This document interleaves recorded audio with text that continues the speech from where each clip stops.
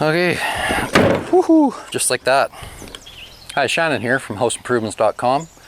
We're back out at the cabin build, and today we're going to put the subfloor onto the floor deck. So in my other videos you've already watched, you would have seen me installing all the floor joists, framing in the stairwell down there, getting this all ready. So now we can finally sheet it and get our floor system covered so that we can start framing some walls. So I'll just talk a few minutes about the basic procedure. So we're using tongue and groove plywood. These sheets right now are turned upside down. This will be the first row that's going to go here. They're turned upside down because then I can just flip them right into place and secure them. So you'll see a little bit later when I start the second row, it takes a little bit of finesse to get the tongue and groove to lock together for the subsequent rows. This first row is pretty straightforward. I will be snapping a chalk line along here as a guide. So what I did in my case, I measured 4 foot 1/4 inch, marked a line on both ends, and I'll snap a chalk line there. And that will allow me to line up the groove side of my plywood to that. You're always trying to put the tongue into the groove as you're working on the sheets, and that's so that you don't damage the tongue. Maybe I should show you what I'm talking about, since I've got a small piece here. So when we're talking about tongue and groove, the edges of the panel, one side has this groove here, and one side has a tongue. And the two interlock together to help keep the floor flat and stop squeaks and that. A couple other things. We're going to be using a spray bond adhesive instead of just adhesive that's in a caulking gun, like a PL construction adhesive, which is what I typically use. I haven't actually used a product like this before, but they're kind of what everybody's using now, so I thought, well, I better give it a try and show it in this video. So basically it is this canister that you buy, and if you don't have one of these guns for spraying spray foam and that sort of thing, then you need this gun as well. And the canister just screws onto the gun. I don't know, they might all have a little different instructions. This one said to shake for, well, it says 30 times, but I shook it for 30 seconds because I think that's pretty sure what they meant. 30 times seems a little odd. So this is the application, or the gun to apply it. And that glue is going to go on every surface that the subfloor needs to stick to and bond to. So that'll be all the edges of the rim joists and every joist itself. So you'll see that a little bit more in detail when we get going. So the idea of this is it goes on, it's going to come out kind of looking like foam, and then it's going to turn a little bit jelly, and it creates a good bond between the two. This says I only have 2 or 3 minutes. It cures, and tack free is 2 to 3 minutes, and set time is 15 minutes. So I'm a little bit confused on that, honestly, but I'm pretty sure I only have 2 or 3 minutes to basically get my plywood in place and screwed down. I'm going to be screwing it down with 2-inch screws. I don't have a fancy stand-up quick screw gun or anything like that, so I'm just using my normal impact driver and some 2-inch deck screws. So it will be a little bit slower, and because I'm working by myself, that's going to slow it down too. Normally one guy could be gluing and setting the sheets, and another person could just be going and screwing them down behind you. So, but I'll be by myself today. Something else that could be a little different from what you're doing, I've got these bays over top the concrete wall, on the walls that are parallel to the joists. There's no way to get in there and insulate it or vapor barrier or anything after this plywood's on. There's basically a 1/4 inch space between the styrofoam of my ICF on the inside and the bottom cord of my first joist. So what I have done is I've put 2 layers of 2-inch foam down in the bottom, laying flat, and 2 inches of 2-inch foam up against the rim board as well. And then I filled the rest of the void just with some rock salt insulation. That probably isn't necessary, but I figured I might as well. So I cut the pieces a little bit loose, and then I applied spray foam around all the edges and stuff. So I'm trying to create that vapor barrier and insulation using this, because I'm not going to have any kind of access to spray foam it or anything afterwards. So that's what you see here is the styrofoam that's sticking up on the face of the sill. The other horizontal stuff is laying down obviously behind, underneath the rock saw. So now the other issue with that is you can see I cut them a little bit short. So I didn't want them interfering with the plywood, and plus I want a gap here because I'm going to spray some canned foam on top of these areas where I've got them, so that it can expand and seal to the bottom side of the plywood, and that should give me my air seal that I need. So anyways, your situation might not be like that. You might have access from the bottom. If we had a normal 8-inch just standard concrete wall, I would have access. This wall is about 12 and 3/4, I think, with the ICF forms because of the rigid foam on each side. I'm going to have lots of insulation value in all my ends like this because I'm also doing 1.5-inch foam on the very outside of the whole home. So we're going to have tons of insulation. The reason I snap this line is you always want to make sure you're starting out straight. Don't necessarily trust your rim joist. I mean, even as good of a job as you did maybe to get it straight, I wouldn't trust that. I'd always trust a string line.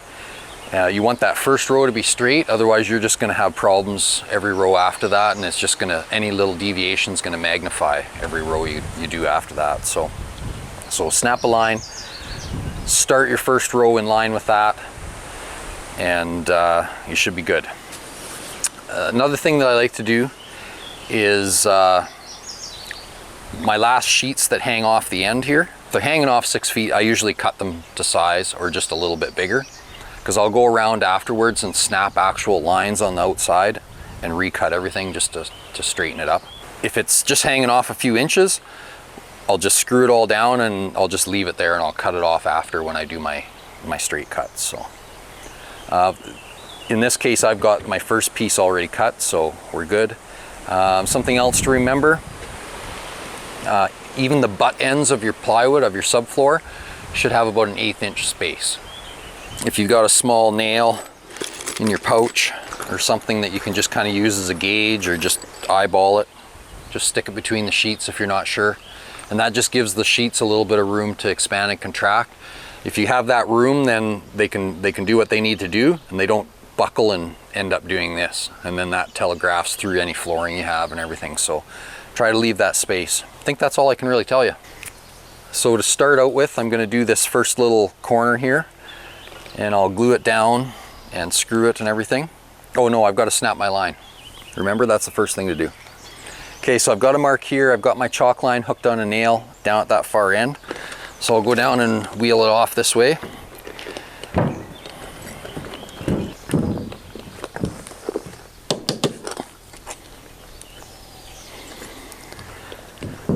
And I like to use red for all this stuff. It's very permanent though, so you want to watch what you get it on, including your clothes.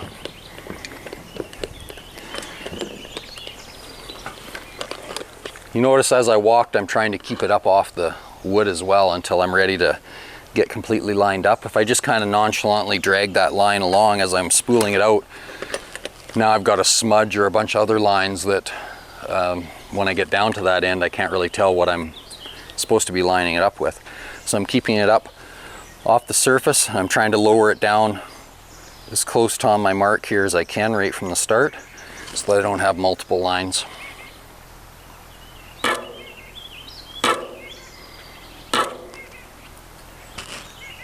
And it looks like it snapped all the way across. Same thing picking it up. You want to just take it straight up and get it out of the way before it leaves a smudge. Okay, so it left a good line. I'm happy with that. I'll just mention here too, over in this area is where the stairwell is, and I'm not going to cut that plywood out until later, until the walls are up, because I don't want that open hole to be a hazard. So I've just put a couple of 2x6s in there just to give a little bit of stability to the sheets when people walk on it. They don't feel like they're going to fall through there. Okay, woohoo, just like that. Okay, so I've got my line here.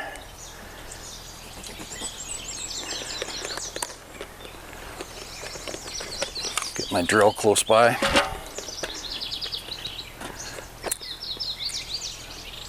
So I know where I need to go with my foam. I'm just going to go a little bit further than my sheet. I'm going to do it first because I know I've got a little bit more working time with it.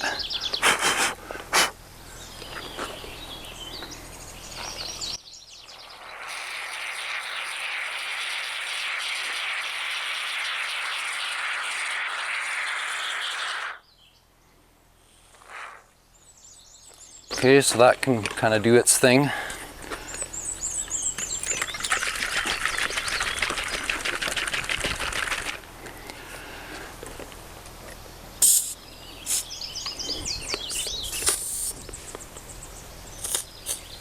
I had a little bit of cleaner in the end there, that's why it looked clear.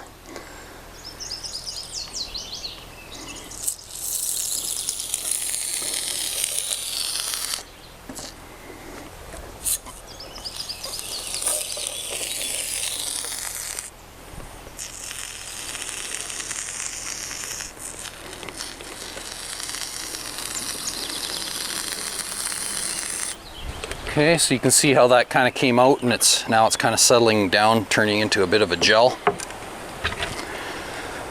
These sheets will be marked an upside and a downside, so make sure you're putting them the right direction.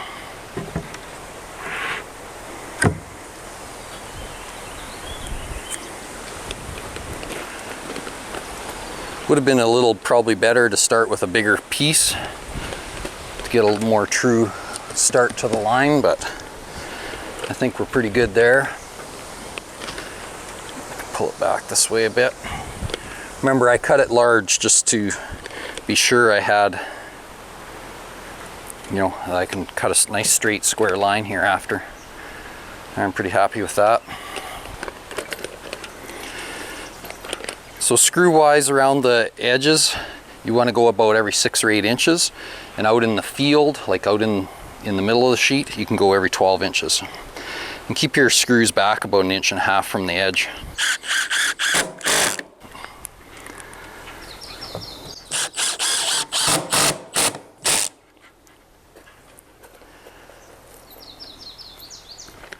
I'm just having another quick double check to make sure I'm all right. Looks good. Auto feed screw gun is definitely quicker than this. It is what it is. This is what I have. And as a DIYer, I doubt you have an auto feed gun as either. Some of your sheathing materials that you could be purchasing or using may already have pre-marked spots on it for the screws. And I would use screws instead of nails, no matter what.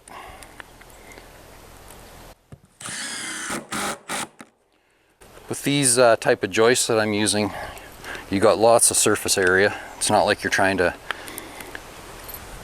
join a couple sheets on a 1.5 inch wide joist anymore. So I'm able to keep my screws back easily 3/4 of an inch to 1 inch and still hit the wood below. Okay, so there's my first sheet. I guess I didn't get all the screws over here.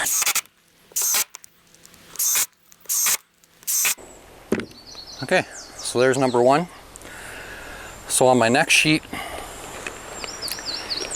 I overlap into this area, an area again where I've got some foam because I can't insulate it afterwards. So I've got to make sure I get some spray foam on here. And then I can glue just my joists here and this outside perimeter, because the joint ends up, the joint's going to be just right here inside the stairwell. So okay, so let's get the spray foam on there and then the glue. This stuff's I'm not sure if I mentioned, I think it's urethane, polyurethane based. if anybody's wondering, if anybody cares.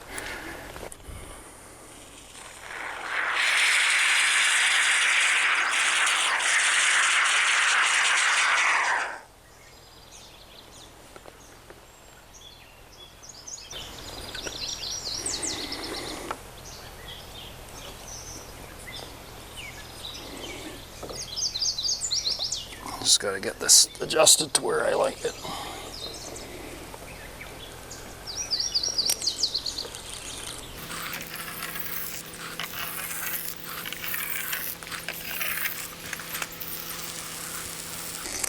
Kind of looks like spray foam when you first dispense it.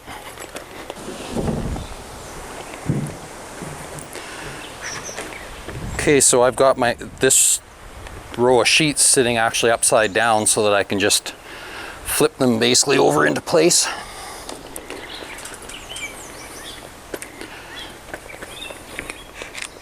Kind of getting it close to my line there.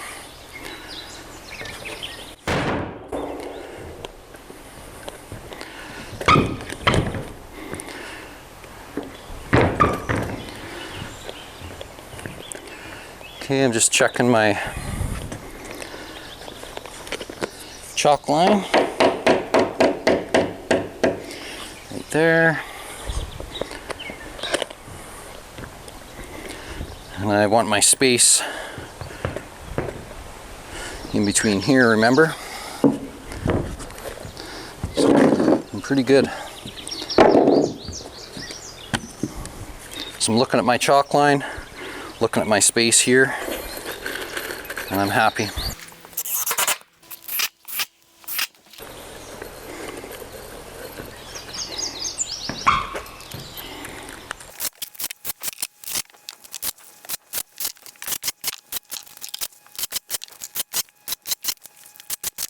Okay, so because I'm going to cut this out later, like down the road in the future, if I have a marker, I do, I'm going to put some marks on here so I kind of know where this hole is when the time comes, and it'll save a little bit of messing around. So I'm just putting a mark so I know that that's the edge there, and hopefully that'll still be there a month from now when I'm cutting that out. Okay, so our next sheet isn't going to need a bunch of screws because it's mostly covering the opening, but I've got to seal the edge for sure. And I'll just go ahead and get this whole row done, and then we'll come back and talk about putting the second row in.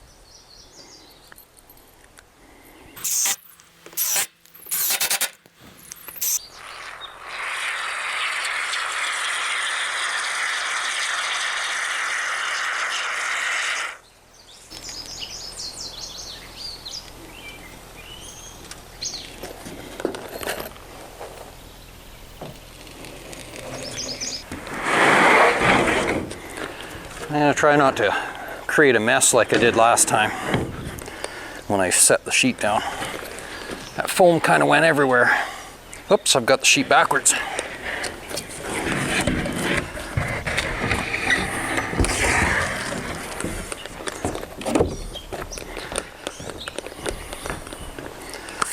Okay, I got it the right side up and the right direction this time.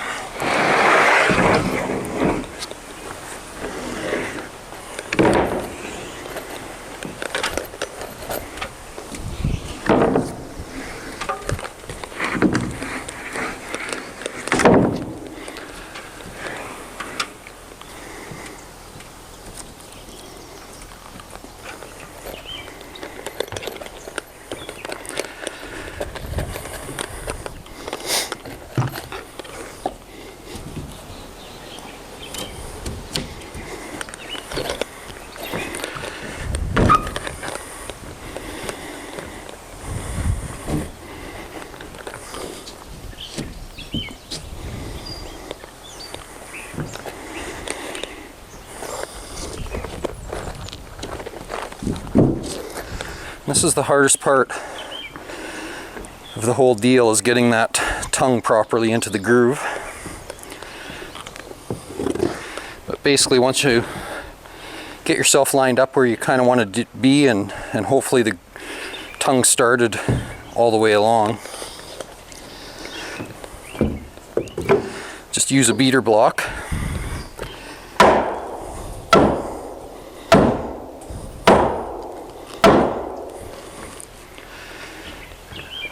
Okay, I'm pretty good at this end. I need a little bit at this end. Now that end will probably come out a bit. We'll see.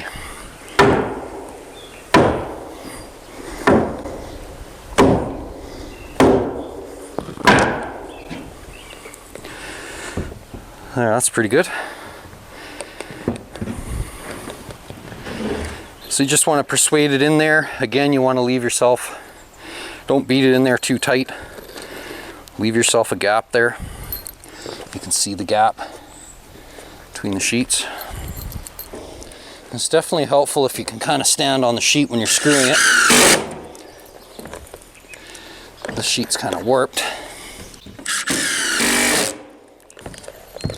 So you can see where having another person with you to give you a hand would be beneficial, speed things up. This size floor definitely probably take me all day by myself.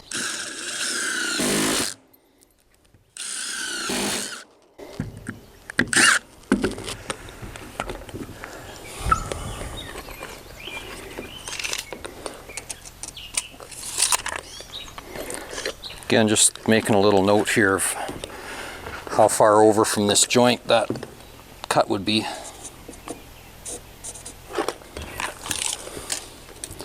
I must be doing something right. They're both the same, so.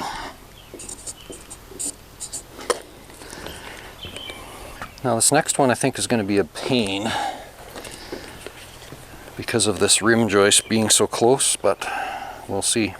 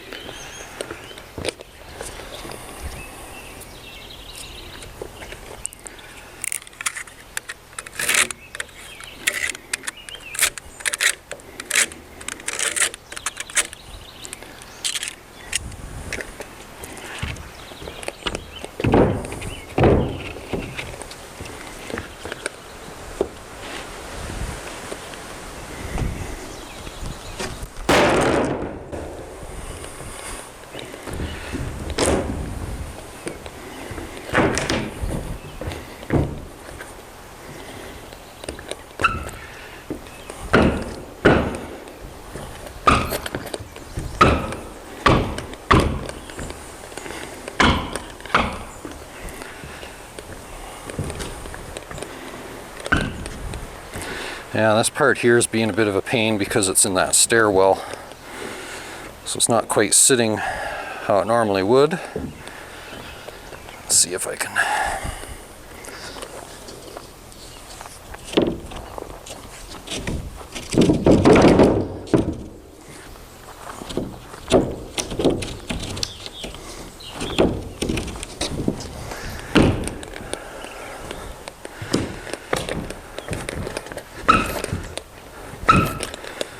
I think I have it started.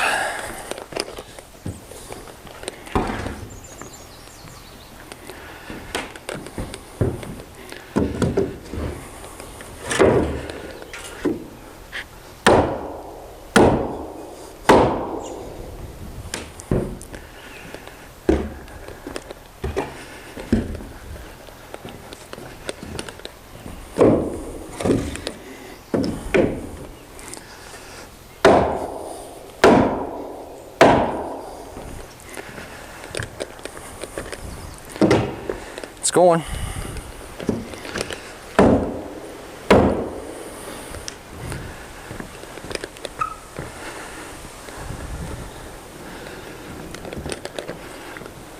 pretty decent.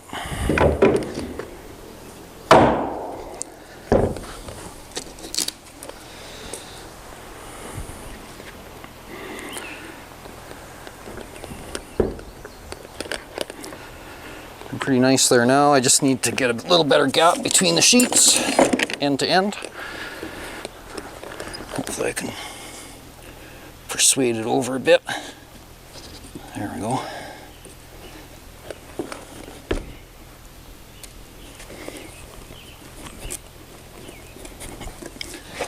There. That's not so bad.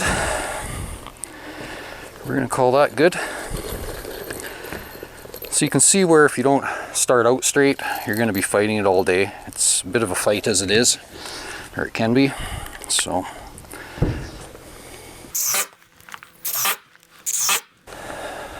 okay, well, I think you get the idea. Just rinse and repeat, keep doing that. Like I said, when I'm all done, I will measure and mark lines on the end and cut off all those cutoffs. Sometimes when they're less, well, really, you shouldn't have a joint lining up in row to row, and they should be at least 2 joists apart as well. So a lot of times those short little pieces aren't going to work anywhere anyways, so I just cut them off when it's all done, and that squares the floor up nice and tight. So I've got a little bit, well, let's face it, I've got a lot more subfloor and screwing to do, so I don't think you want to watch me do this whole thing. So I think we're going to wrap it up at this point. Please like the video, subscribe to our channel, and share this with everybody you know.